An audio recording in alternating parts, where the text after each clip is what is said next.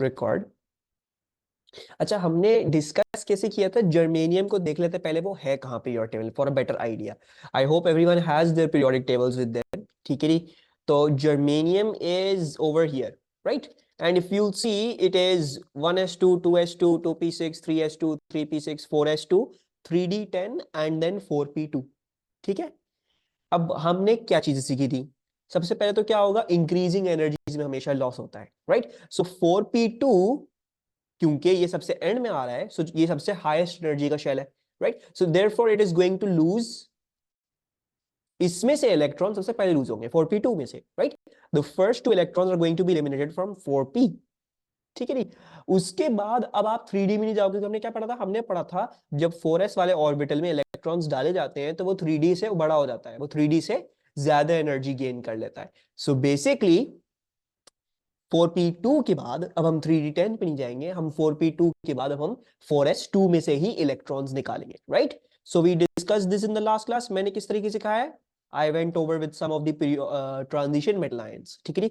तो when you have 4s और 3D में से ऑप्शन, तो पहले 4s में से निकालोगे फिर 3D में से निकालोगे। ऐसा क्यों होता है? बिकॉज 4s जब इलेक्ट्रॉन्स गेन करता है तो वो 3D से ऊपर लाता है, लेकिन बढ़ते हुए when you're filling in electrons, electronic configuration दे रहे हो, तो 4s नीचे होता है, तो पहले वो भरता है फिर 3D में इलेक्ट्रॉन आते हैं। बट जब एक दफा इसमें इलेक्ट्रॉन आते हैं तो ये 3D से ऊपर लाता है। And when you're wanting to empty them, ions बनाना चाह रहे हो, तो पहले इसमें से निकालना पड़ेगा फिर 3D में से निकलेगा, ठीक है।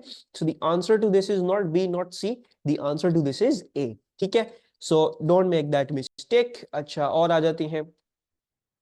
Which atomic orbitals are occupied in an atom of phosphorus? तो कौन से atomic orbitals are occupied in an atom of phosphorus? I hope periodic table हो, ठीक है। Can you first of all give me the atomic structure, यानी जो electronic configuration of phosphorus? What's the electronic configuration for phosphorus?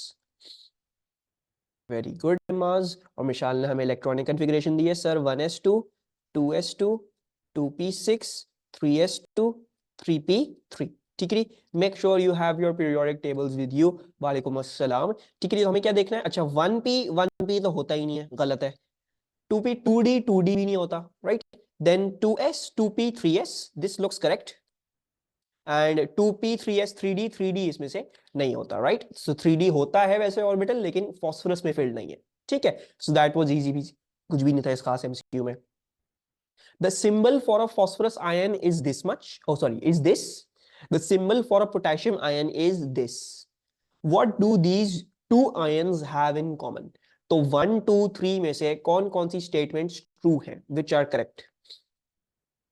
Which are correct, ठीक है।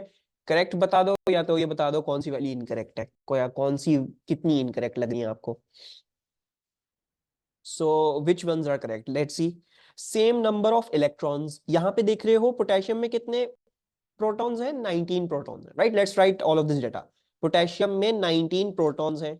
एक neutral atom में electrons कितने होंगे? 19 ही होंगे, लेकिन क्योंकि इस पे प्लस चार्ज है तो इसने एक इलेक्ट्रॉन लूज किया हुआ है, सो इट हैज 18 इलेक्ट्रॉन्स। अच्छा जी, इसका भी लिख लेते हैं। इसके कितने प्रोटॉन है? 15 है, राइट? अच्छा जी, न्यूट्रल एटम में इलेक्ट्रॉन्स कितने होने थे? इसके 15 होते, लेकिन इसने 3 इलेक्ट्रॉन गेन किए हुए हैं। 15 + 3 = 18, so they have the same number of electrons. Protons तो वाजिया तौर पे हमें नजर आ रहा है, these two numbers are not consistent. 15 is not equal to 19, same number of protons नहीं है। बस ये चेक कर लेते हैं न्यूट्रॉन सेम है कि नहीं। सो लेट्स सी, न्यूट्रॉन्स कैसे निकलते हैं? Mass number minus atomic number. So 33 - 15, that I believe equals to 18। And इधर भी 37 - 19 is I believe also equals to 18, ठीक है। So it has also got the same number of neutrons। इन दोनों में 1 और 2 करेक्ट है। बाय द वे, ये कुछ पुराने स्टाइल के एमसीक्यूज हुआ करते थे इन योर केमिस्ट्री पेपर पहले, अब नहीं होता, अब सारा ABCD में आ रहा है, ठीक है। So but some good questions I have picked from पुराने पास्ट पेपर्स भी, so that we can practice those as well. अच्छा, the electronic configuration of an atom of sulfur is 1s2 2s2 2p6 3s2 3p4. How many valence shell and unpaired electrons are present in one sulfur atom? तो कितने valence shell electrons हैं और कितने unpaired electrons हैं? Okay, so if you want to see the valence shell किससे क्या मुराद है? Shell से मुराद ये है द नंबर, यानी शेल कौन सा है? 3 है। तीसरे वाले शेल में कितने इलेक्ट्रॉन है? 2 + 4 6, उसमें से 2 s में है, 4 p में है। सो टोटल वैलेंस इलेक्ट्रॉन्स कितने हैं? 6 है, राइट? सो या तो ये कर लो या तो Bohr model of the atom बना के फिर देख लेना। So you have 6 valence electrons and to see how many unpaired, तो ये देख लेते हैं। जो 1s2 2s2 2p6 है ये तो कंप्लीटली फिल्ड है, they are completely filled. So like 1s2 लिखा हुआ है तो कंप्लीटली फिल्ड, राइट? अगर लिखा हुआ है 2p6 तो 2p6 भी कंप्लीटली फिल्ड है, राइट? बेसिकली हमें यूजुअली क्या करना होगा? आखिरी वाले में देखना होगा कितना अनफिल्ड है वो बेसिकली। लेकिन क्रोमियम और कॉपर में याद रखना 4s1 4s वाला भी अनफिल्ड होता है, तो अगर वैसा क्वेश्चन आ गया उसमें आपको 4s भी देखना पड़ेगा। Typically will be looking at the only last one. सिर्फ क्रोमियम एंड कॉपर ऐसे केसेस हैं जहां पे आपको 4s को भी देखना पड़ेगा। सो 3p4 लिखा हुआ है। सो 3p ऑर्बिटल को अगर मैं बनाऊं और उसमें 4 इलेक्ट्रॉन्स डालूं, so 1 2 3 and then we start doubling, तो 4 हो गए, यानी कितने अनपेयर्ड हैं? You have got 2 unpaired electrons. So the answer is going to be 6 and 2, which is D. ठीक है D? I hope there are no issues. मैं जल्दी जल्दी से कर रहा हूँ इन सब चीजों को। Okay. Which particle has equal numbers of protons and neutrons and an electronic structure of 1s2, 2s2, 2p6, 3s2, 3p6? तो इसमें से कौन सा पार्टिकल, उसके प्रोटॉन्स और न्यूट्रॉन्स इक्वल नंबर है उनका, और उनकी इलेक्ट्रॉनिक स्ट्रक्चर जो है वो ये आ रही है। अच्छा चलो let's see. The first thing should be to look into it. सबसे पहला क्या होना चाहिए? This should be the easiest one to check, equal number of protons and neutrons. तो पहले तो हम क्या चेक कर लेते हैं कि इक्वल नंबर ऑफ प्रोटॉन्स और न्यूट्रॉन्स आ रहे हैं कि नहीं आ रहे। इसमें कितने प्रोटॉन्स हैं? 18 है। न्यूट्रॉन्स के कैसे निकलेंगे? 39 - 18 करके, right? Which I believe is coming out to be 21। ठीक है, तो इसके न्यूट्रॉन्स और प्रोटॉन्स ही बराबर नहीं है, तो ये तो यहीं पे एलिमिनेट हो गया। ठीक है, कैल्शियम के कितने प्रोटॉन्स हैं? ये रहे 20, राइट? न्यूट्रॉन्स कितने होंगे? 40 - 20 विच इज 20। तो ठीक है, this is correct for the first statement. उसके लिए ठीक है ये। अच्छा, ऑक्सीजन के लिए भी 8 प्रोटॉन्स और न्यूट्रॉन्स अगर निकालने हैं, सो 16 - 8, इसके न्यूट्रॉन्स भी 8 आ रहे हैं। सो this is also correct for the first condition. ये क्या कहते हैं हम इसको? मैं इसको कहता हूं काटम पुटी वाला मेथड। जब समझ में नहीं आ रहा हो, क्लियर नहीं हो चीज कौन सा आंसर ठीक है, so start cancelling those options out which seem to be wrong. ठीक है, इंस्टेड ऑफ वर्किंग पूरे एमसीक्यू पे एक ही साथ, तो कैंसिल आउट करना शुरू कर, तो चीजें कम होना शुरू हो जाएंगी। पहले क्या थी प्रोबेबिलिटी? 25% थी to correct the answer.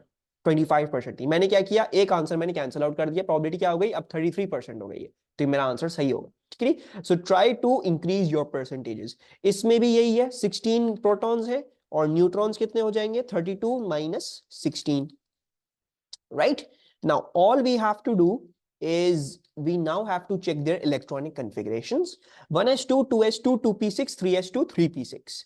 Calcium है, ऑक्सीजन है और सल्फर है। Let's go to them. और सल्फर जो है वो sadly it's not in ionic form. Calcium ionic form में, ऑक्सीजन आयनिक फॉर्म में, सल्फर आयनिक फॉर्म में नहीं। लेट्स सी, 3p6 पे हमें एंड करना है। ठीक है, सो वेयर वुड 3p6 भी? 3p6 ये होगा, right? Sulphur non ionic form में है, तो सल्फर तो यहीं पे है, so it's 3p4, right? It can not be 3p6। ठीक है जी। कैल्शियम 2+ करोगे तो जब 2 इलेक्ट्रॉन इसमें से निकालोगे तो यहां से 4s2 से उठ के कहां पे आ जाएगा? 3p6 पे आ जाएगा। So this does seem to be the correct option. Oxygen का देख लेते हैं। ऑक्सीजन जब 2 इलेक्ट्रॉन गेन करेगा तो नियॉन पे आएगा, 2p6 पे आएगा, 3p6 पे नहीं जाएगा। ठीक है, so the correct option is going to be for this one, it is calcium. ठीक है, अच्छा, आई बिलीव हमने ये सारे क्वेश्चंस कर लिए हैं। I know that one is remaining. चलो ये करते हैं पहले, and then I will go. ठीक है, आई एम डूइंग दिस जल्दी जल्दी आप लोगों के साथ। In which pair of species do both species only have only one unpaired p electron? ठीक है, तो हमने p इलेक्ट्रॉन देखना है। आर्गॉन और कार्बन माइनस। ठीक है, आर्गॉन प्लस कार्बन माइनस। अच्छा, now if we see at argon, तो आर्गॉन जो है वो क्या है? It's 3p6, right? बाकी तो भरे में उसमें, बस ये 3p6 हम आखिरी वाले को देखेंगे। और इसमें इसका अगर हम प्लस कर देंगे तो इसका मतलब क्या है? हमने एक इलेक्ट्रॉन बाहर निकाल दिया, तो instead of 3p6 it is 3p5, right? So for r plus जो आपका आर्गॉन प्लस आ रहा है, उसका जो 3p5 ऑर्बिटल है उसमें क्या है, उसमें ये हो रहा है 3p5 ऑर्बिटल कह रहा हूं, 3p सब शेल है, उसमें कुछ ऐसा हो रहा है कि 1 2 3 4 5, ठीक है जी, 1 अनपेयर्ड p इलेक्ट्रॉन है। कार्बन माइनस को देख लेते हैं, कार्बन माइनस की क्या कॉन्फ़िगरेशन हो जाएगी, कार्बन माइनस की कॉन्फ़िगरेशन हो जाएगी दैट्स ओवर हियर, माइनस का मतलब इसने एक इलेक्ट्रॉन गेन किया हुआ है, right, so that means it is a 2p3, right, it's a 2p3, so let's write that down over here, ये 2p और इसका 2p जो है वो 3 है, राइट, बट सैडली जब 2p3 होता है तो उसमें instead of 1 unpaired p electron उसमें 3 अनपेयर्ड आ गए, right, so this is wrong, ये तो ठीक था, ये गलत हो गया। Okay, let's check B, this was option A. Option B, boron and titanium plus. अच्छा जी, बोरॉन पे चलते हैं जल्दी से, boron boron boron is over here, this is 2p1, right, और टाइटेनियम प्लस किधर है, टाइटेनियम इधर है, प्लस कर दोगे तो कहां पे आ जाएगा, 3d, सॉरी, हाँ 3d 3 पे आ जाएगा, सॉरी नहीं, इसको हमें देखना पड़ेगा, टाइटेनियम प्लस को जब करोगे तो ट्रांजिशन एलिमेंट तो हमें 4s में से निकालने पड़ेंगे, राइट, सो टाइटेनियम की क्या होगी, 1s2 2s2 2p6 3s2 3p6 4s2 3d2, और प्लस करोगे तो 4s1 हो जाएगा, right, so let's just have that over here, so titanium plus और बोरॉन, ठीक है जी, बोरॉन की तो हमने देखी थी, बोरॉन की क्या हो रही है, आई डोंट रिमेम्बर एक्चुअली, मैं भूल गया बोरॉन की क्या थी, I think it was a 2p1, right, आखिर में क्या आ रहा है इसके, 2p1 है, यस, सो 2p1 का मतलब हाँ एक अनपेयर्ड इलेक्ट्रॉन तो होगा ही होगा, राइट, टाइटेनियम प्लस के साथ क्या होगा, टाइटेनियम प्लस के साथ ये होगा, उसका 4s ऑर्बिटल है और उसका 3d ऑर्बिटल है, राइट, और 3d ऑर्बिटल में कितने खाने होते हैं, 5 खाने होते हैं, राइट, और उसकी नॉर्मल कॉन्फ़िगरेशन क्या है, 4s2 3d2, राइट, जब टाइटेनियम इलेक्ट्रॉन लूज करेगा तो कहां से लूज करेगा, 4s में से लूज करेगा, तो ये भी इनकरेक्ट हो गया, क्यों, बिकॉज इसमें दो, सॉरी इसमें तो है ही नहीं, 3d में 2 अनपेयर्ड है और 4s में एक अनपेयर्ड है, p वाला तो कोई अनपेयर्ड है ही नहीं, p तो भरे में सारे, right, so once again this shall be a wrong option, ये वाला ठीक था। अच्छा जी, सी को देख लेते हैं, fluorine and gallium, okay, fluorine is 2p5 and gallium is, oh, gallium is 4p1, right, 4p1 और फ्लोरीन is 2p5, ये मुझे लग रहा है सही answer, let's just confirm, so fluorine that's 2p, जो उसका सब शेल होगा उसमें 5 होंगे, सो 1 2 3 4 5, हाँ एक अनपेयर्ड इलेक्ट्रॉन आ गया p ऑर्बिटल में, और गैलियम का हमने क्या देखा था, गैलियम का देखा था 4p1 है, राइट, सो 4p1 का मतलब क्या हो गया, 4p वाला जो सब शेल है उसमें एक इलेक्ट्रॉन है, एंड आई थिंक ये बिल्कुल फिट बैठ रहा है, one unpaired electron, one unpaired electron, both of the conditions look to be true, right, but just for making sure हम डी को वर्कआउट कर लेते हैं, लेट्स जस्ट सी, डी जो है वो हमें हो सकता है डी भी सही हो, and we've done some mistake over here, तो we'll have to just see just to make sure, so selenium minus और silicon minus, let's see, selenium किधर है, selenium is over here, that is 4p4, ठीक है जी, 4p4 selenium है, और silicon जो है वो ये रहा 3p2, 3p2 4p4, right, 3p2 4p4 3p2 4p4, और दोनों माइनस माइनस है, राइट, सो अगर मैं सिलिकॉन का लिखूंगा जो 3p2 था, तो क्योंकि ये 3p, ये क्योंकि माइनस है, इसमें एक इलेक्ट्रॉन आ चुका है, तो वो कहां पे आया होगा, p ऑर्बिटल में आया होगा, वो उसी 3p में आया होगा, सो बेसिकली इट हैज, पहले क्या था 3p2 था, एक इलेक्ट्रॉन इसने गेन कर लिया तो 3p3 हो गया, यहीं पे बात क्लियर हो गई कि ये हो नहीं सकता, क्योंकि इसमें एक अनपेयर्ड नहीं है, इसमें 3 अनपेयर्ड है, राइट, एंड सिलीनियम माइनस के साथ क्या मसला था, selenium minus was I believe 4p4, I don't remember,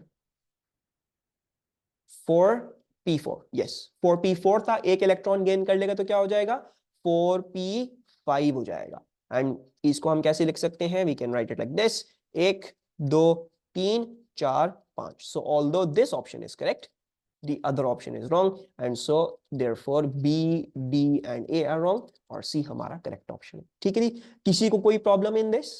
So the only tricky one maybe perhaps was the titanium plus वाला, जिसमें हमें जो है वो चीज देखनी थी. So do make sure you have your eyes peeled out. और ये ऐसा ही होता है, बहुत आसान चैप्टर है. It's just they're going to give you questions कहीं से भी and you'll have to look out you're not doing any mistakes. ठीक है जी, typically बहुत ज्यादा वेटेज नहीं रखता है ये वाला चैप्टर, ये स्पेशली इलेक्ट्रॉनिक कॉन्फ़िगरेशंस वर्कआउट करते हुए. ठीक है, अच्छा, लेट्स डू दिस.